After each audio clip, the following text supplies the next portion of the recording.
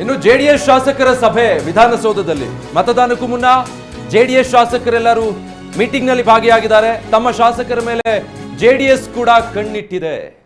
ಅಂದ್ರೆ ಪಕ್ಷದ ಅಭ್ಯರ್ಥಿ ಗೆಲ್ತಾರೋ ಇಲ್ವೋ ಅದು ಬೇರೆ ಪ್ರಶ್ನೆ, ಆದ್ರೆ ಅಡ್ಡ ಮತದಾನ ಆಗಬಾರ್ದು, ಒಂದು ಒಗ್ಗಟ್ಟಿರಬೇಕು. ಎಲ್ಲ ಜೆಡಿಎಸ್ ಮತಗಳು ನಮ್ಮ ಅಭ್ಯರ್ಥಿಗೆ ಬರಬೇಕು, ಒಂದು ಒಟ್ಟುಗೂಡುವಿಕೆ ಇರಬೇಕು, ಚದುರು ಹೋಗಬಾರ್ದು ಅನ್ನೋದು ಜೆಡಿಎಸ್ನ ಲೆಕ್ಕಾಚಾರ. ಅದನ್ನು ಹೇಳಿದ್ದಾರೆ ಕೂಡ. ಅಂದರೆ ನಮ್ಮ ಅಭ್ಯರ್ಥಿ ಗೆಲ್ಲಬೇಕು ಅಥವಾ ಗೆಲ್ತಾರೆ ಅನ್ನೋದು ಒಂದು ಭಾಗ, ಆದರೆ ಅತಿ ಪ್ರಮುಖವಾಗಿ ಏನು ಅಂತ ಹೇಳಿದರೆ ನಮ್ಮ ಪಕ್ಷದ ಮತಗಳು ಚದುರಿ ಹೋಗಬಾರ್ದು ಅಂತ 18 ಶಾಸಕರನ್ನು ಒಟ್ಟುಗೂಡಿಸಿ ಇಟ್ಕೊಳ್ಬೇಕು ಅನ್ನೋದು ಒಂದು ಲೆಕ್ಕಾಚಾರ. ಹೀಗಾಗಿ ಅವರನ್ನು ಕೂಡ ರೆಸಾರ್ಟಲ್ಲಿ ಇರಿಸಲಾಗಿತ್ತು. ಈಗ ಬಸ್ಸಲ್ಲಿ ವಿಧಾನಸೌಧಕ್ಕೆ ಕರ್ಕೊಂಡು ಬರಲಾಗಿದೆ. ಈಗ ಮೀಟಿಂಗಲ್ಲಿ ಭಾಗಿಯಾಗಿದ್ದಾರೆ. ಅಫ್ಕೋರ್ಸ್ ಈಗಾಗಲೇ ಹೇಳಿರ್ತಾರೆ ಯಾವ ರೀತಿ ಮತ ಚಲಾವಣೆ ಮಾಡಬೇಕು ಅನ್ನೋದಕ್ಕೆ ಸಂಬಂಧಪಟ್ಟ ಹಾಗೆ. ಇನ್ನು ವಿಜಯೇಂದ್ರ ಅವರು ಕೂಡ ಇದಕ್ಕೆ ಮುಂಚೆ ಈಗಷ್ಟೇ ಮಾತಾಡ್ತಾ ಇದ್ರು, ನಾವು ನೋಡ್ತಾ ಇದ್ವಿ.